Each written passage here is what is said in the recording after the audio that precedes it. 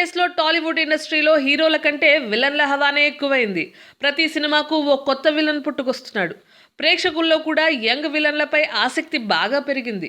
ఇప్పటికే హీరో ఆది, నవీన్ చంద్రలు విలన్లుగా మారారు. Stylish star Allu Arjun, natural star Nani వంటి హీరోలు కూడా మంచి విలన్ రోల్ దొరికితే నటించడానికి రెడీ అంటున్నారు. ఇప్పుడు వీరి జాబితాలోకి మరో హీరో చేరిపోయాడు. తమిళంలో హీరోగా మంచి గుర్తింపు తెచ్చుకున్న యాక్టర్ ప్రసన్న అంజాదే అనే సినిమాలో విలన్గా నటించాడు.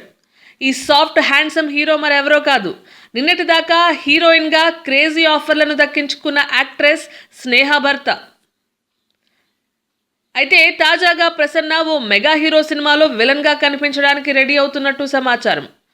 సాయిధరమ్ తేజ్ హీరోగా, బీవీఎస్ రవి దర్శకుడిగా జవాన్ అనే సినిమా ప్రారంభమైన సంగతి తెలిసిందే.